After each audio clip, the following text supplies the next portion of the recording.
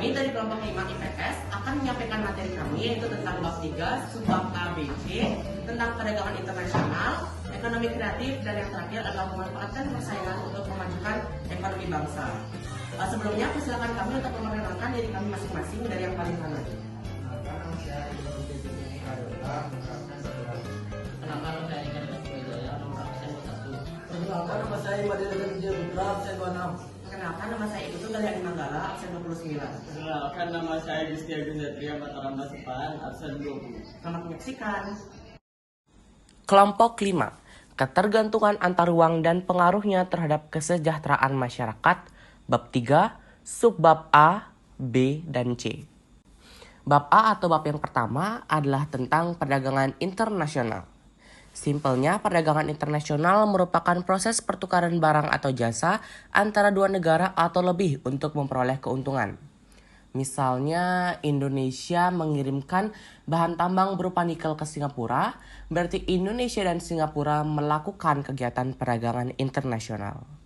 Tujuan dari dilakukannya perdagangan internasional adalah untuk mendapatkan devisa atau keuntungan negara dan untuk memenuhi kebutuhan warga negara yang tidak dapat dipenuhi oleh negara itu sendiri. Ekspor dan impor. Ekspor adalah kegiatan menjual atau mengirimkan barang atau jasa ke negara lain.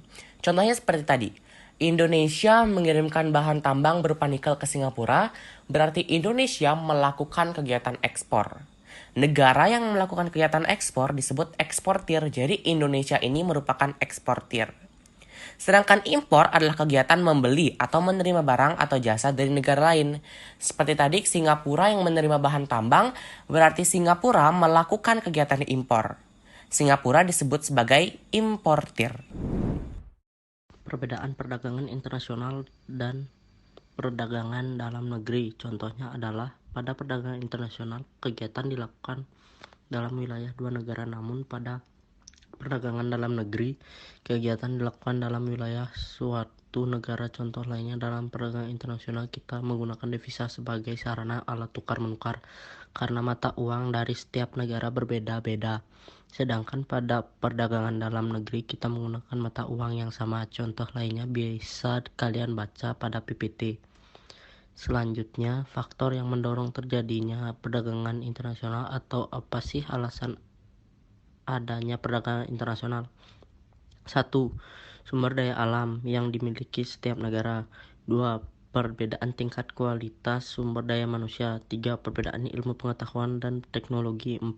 Perbedaan budaya suatu bangsa. Dan yang terakhir, 5. Perbedaan faktor lain yang mempengaruhi perdagangan internasional. Saya akan membahas manfaat dan hambatan dari perdagangan internasional. Manfaat dari perdagangan internasional selain memperoleh keuntungan adalah terpenuhnya kebutuhan barang dan jasa dari setiap negara, mendorong pertumbuhan ekonomi dan kegiatan produksi, serta meningkatkan hubungan persahabatan antar negara.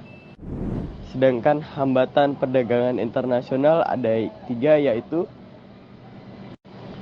proteksi, kebijakan untuk melindungi produk dalam negeri, kuota, kebijakan untuk membatasi jumlah ekspor dan impor barang dari suatu negara, politik dumping, kebijakan menjual barang di luar negeri lebih murah daripada di dalam negeri. Ekonomi kreatif merupakan pengembangan konsep yang berlandaskan sumber aset kreatif yang diharapkan mampu meningkatkan pertumbuhan potensi ekonomi, jumlah penduduk yang banyak, dan potensi sumber daya budaya yang beraneka ragam dapat dijadikan sebagai model untuk mengembangkan industri kreatif. Ada 14 lingkup industri kreatif. Saya akan menyebutkan 7 diantaranya, yaitu perikanan, arsitektur, pasar barang seni, kerajinan, desain, fashion, musik. Upaya meningkatkan ekonomi kreatif. Yang pertama, menyiapkan insentif untuk memacu pertumbuhan industri kreatif berbasis budaya. Yang kedua, membuat roadmap industri kreatif yang melibatkan berbagai lembaga pemerintah dan kalangan swasta.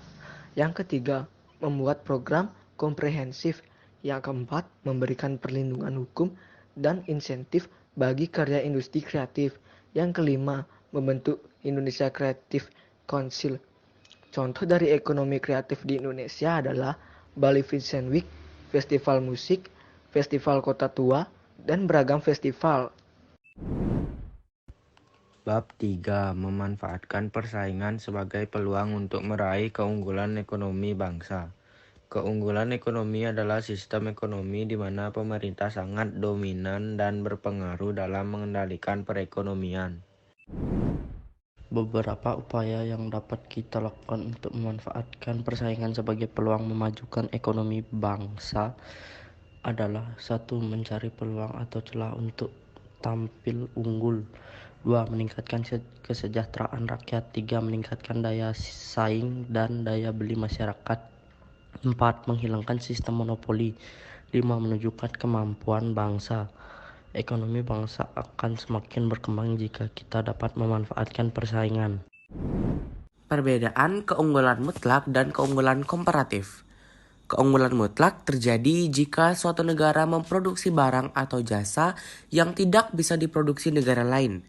Sementara keunggulan komparatif akan tercapai jika suatu negara mampu memproduksi barang atau jasa dengan biaya yang lebih rendah atau lebih murah. Sekian presentasi dari kelompok 5, kami ucapkan terima kasih dan para Santi.